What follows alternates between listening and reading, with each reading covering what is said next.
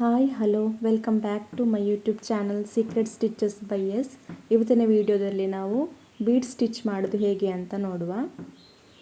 ನಾನು 14 ನಂಬರ್ ನೀಡ್ಲನ್ನು ತಗೊಂಡಿದ್ದೇನೆ ಮತ್ತು ಒಂದು ಗೋಲ್ಡ್ ಜರಿ ಥ್ರೆಡನ್ನು ತಗೊಂಡಿದ್ದೇನೆ.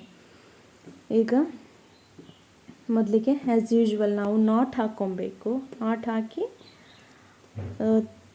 ಬಟ್ಟೆಗೆ ಚುಚ್ಚಿ ನಾವು ಬೀಡ್ಸನ್ನು ಸ್ಟಿಚ್ ಮಾಡಬೇಕು. ಒಂದೊಂದೇ ಬೀಡ್ಸನ್ನು ತಗೊಂಡು ನಾವೀಗ ಸ್ಟಿಚ್ ಮಾಡುವ.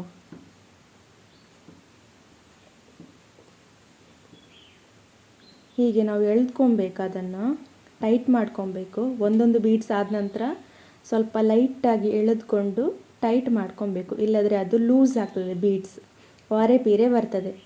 ಸೊ ನಾವು ಒಂದೊಂದೇ ಬೀಡ್ಸ್ ಆದ ನಂತರ ಸ್ವಲ್ಪ ಟೈಟ್ ಮಾಡ್ಕೊಬೇಕಾಗ್ತದೆ, ಆಗ ನೀಟಾಗಿ ಅದು ಸ್ಟ್ರೈಟಾಗಿ ಬರ್ತದೆ.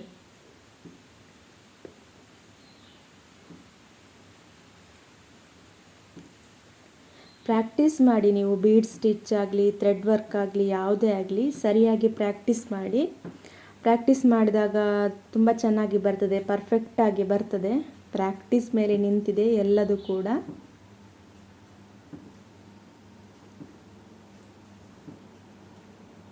ಒಂದಾದರ ಮೇಲೆ ಒಂದೊಂದು ಬೀಡ್ಸ್ ಹಾಕಿ ಸ್ಟಿಚ್ ಮಾಡಬೇಕು.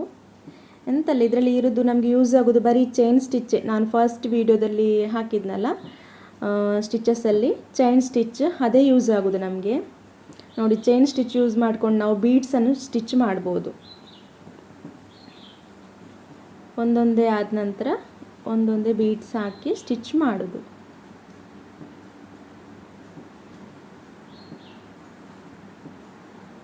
ಮೇಲೆ ತರೋದು ಥ್ರೆಡ್ಡನ್ನು ಲೂಪಿಗೆ ನೀಡಲ್ನ ಕೊಕ್ಕೆಯಿಂದ ಬೀಡ್ಸನ್ನು ಅದಕ್ಕೆ ಹಾಕೋದು, ಆ ಲೂಪ್ಗೆ. ನಂತರ ಟೈಟ್ ಸ್ಟಿಚ್ ಮಾಡೋದು. ಈಗ ಸ್ಟಿಚ್ ಮಾಡೋದು, ಕೆಳಗಡೆಯಿಂದ ಥ್ರೆಡ್ ಮೇಲೆ ತಂದು ಟೈಟ್ ಮಾಡಬೇಕು. ನಂತರ ಇನ್ನೊಂದು ಬೀಡ್ಸನ್ನು ಹಾಕಬೇಕು.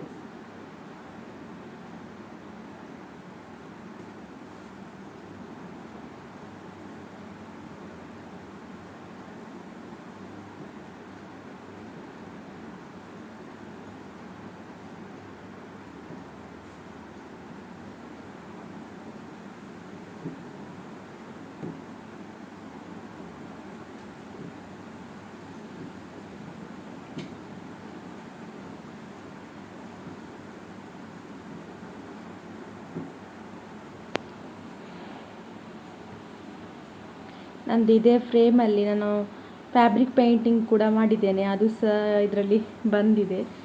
ಸುಮ್ಮನೆ ಕ್ಲೋತ್ ವೇಸ್ಟ್ ಮಾಡೋದು ಯಾಕೆ ಅಂತ ನಾನು ಅದೇ ಕ್ಲೋತಲ್ಲಿ ನಾನು ಸ್ವಲ್ಪ ಬೀಡ್ ಸ್ಟಿಚ್ದು ವಿಡಿಯೋ ಮಾಡುವಂತ ಅದರಲ್ಲೇ ಮಾಡಿದೆ. ಕಾಣಿಸ್ತಿರ್ಬೋದು ನಿಮಗೆ. ನೋಡಿ, ಬೀಡ್ ಸ್ಟಿಚ್ ಒಂದೊಂದಾಗಿ ಬೀಡ್ಸ್ ಹಾಕಬೇಕು. ಟೈಟಾಗಿ ಸ್ವಲ್ಪ ಲೈಟಾಗಿ ಟೈಟ್ ಮಾಡಬೇಕು ನಾವು, ಅದು ಎಳೆದು ಥ್ರೆಡ್ಡಿಂದ. ಸ್ವಲ್ಪ ಆಚೆ ಹೋಗಿದೆ ಇದರಲ್ಲಿ ಬೀಡ್ ಸ್ಟಿಚ್ ಎಲ್ಲ, ಸ್ವಲ್ಪ ಇನ್ನು ಮುಂದುಗಡೆ ಸರಿಯಾಗಿ ಬರ್ತದೆ ಅದು.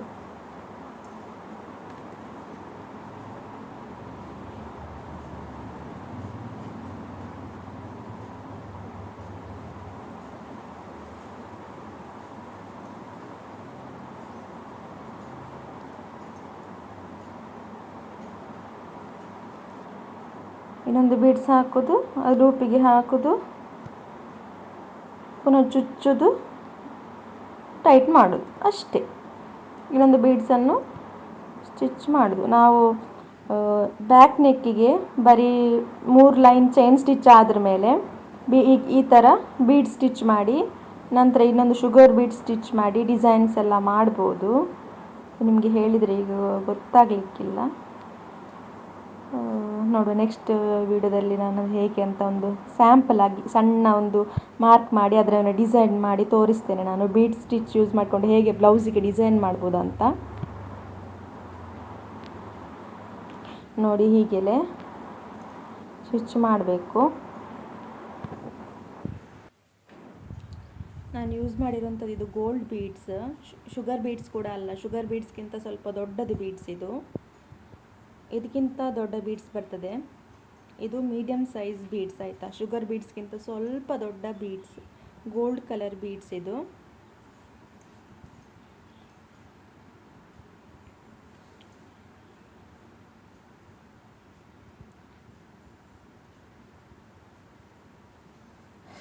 ಈಗ ಕ್ಲಿಯರಾಗಿ ಕಾಣಿಸ್ತಿದೆ ಅಲ್ಲ? ಓಕೆ, ಹೀಗೇ ಪ್ರಾಕ್ಟೀಸ್ ಮಾಡಿ. ದಿನಾಲೂ ಒಂದು 15 ಮಿನಿಟ್ಸ್ ನೀವು ರಿಂಗ್ ಇಟ್ಕೊಂಡು ಕೂತ್ಕೊಳ್ಳಿ. ರಿಂಗ್ ಮತ್ತು ನೀಡ್ಲ್ ಬೀಡ್ಸ್ ಇಟ್ಕೊಂಡು ವರ್ಕ್ ಮಾಡಿ. ಆಗ ನಿಮಗೆ ಆರಿ ಎಂಬ್ರಾಯ್ಡ್ರಿ ಮಾಡೋದೇನು ಕಷ್ಟ ಇಲ್ಲ. ನಿಮ್ಮ ಬ್ಲೌಸಿಗೆ ನೀವು ವರ್ಕ್ ಮಾಡ್ಬೋದು. ಹೊರಗಡೆ ಯಾರಿಗೋ ಸ್ವಲ್ಪ ಕಾಸ್ಟ್ಲಿ ದುಡ್ಡು ಕೊಡೋದು ಕಾಸ್ಟ್ಲಿ ಅಲ್ಲ, ನಮ್ಮ ಬ್ಲೌಸಿಗೆ ಹೊರಗಡೆ ವರ್ಕ್ ಮಾಡಲಿಕ್ಕೆ ಕೊಟ್ಟರೆ ಒಂದು 1,500 ಎಲ್ಲ ಕೊಡಬೇಕಾಗ್ತದೆ. ಅದಕ್ಕಿಂತ ನಾವೇ ಈ ಥರ ಎಲ್ಲ ಡಿಸೈನ್ ಮಾಡೋದು ಕಲ್ತ್ಕೊಂಡ್ರೆ ನಮ್ಮ ಬ್ಲೌಸಿಗೆ ನಾವು ಡಿಸೈನ್ ಮಾಡ್ಬೋದಲ್ಲ, ಬೇರೆ ಯಾರ್ದು ಅಲ್ಲ, ನಮ್ಮ ಬ್ಲೌಸಿಗೆ. ಹಾಗೆ ನಮ್ಮ ಬ್ಲೌಸ್ ನಮ್ಮದು ಫ್ರೆಂಡ್ಸಿಗೆಲ್ಲ ಇಷ್ಟ ಆದರೆ ಅವರು ಸಹ ನಮಗೆ ಮಾಡಲಿಕ್ಕೆ ಕೊಡ್ತಾರೆ. ಹಾಗೆ ನಮಗೆ ಕಸ್ಟಮರ್ಸ್ ಹಾಗೆ ಆಗ್ತಾರೆ. ಮತ್ತು ಆರಿ ವರ್ಕ್ ಅನ್ನೋಂಥದ್ದು ಒಂದು ಆರ್ಟ್, ಅದೊಂದು ಕಲೆ, ತುಂಬ ಪೇಷನ್ಸ್ ಇದು ವರ್ಕ್ ಇದು ಆರಿ ಎಂಬ್ರಾಯ್ಡ್ರಿ. ಹೇಳಲಿಕ್ಕೆ ಸುಲಭ ಆಗ್ತದೆ, ಎಂತ ಅದು ಮಾಡ್ತಿದ್ಯಾ ರಿಂಗ್ ಇಟ್ಕೊಂಡು, ಎಂತ ನಿನ್ನ ತಲೆ ಹಾಗೆ ಹೀಗೆ ಅಂತ ಹೇಳ್ತಿರ್ತಾರೆ.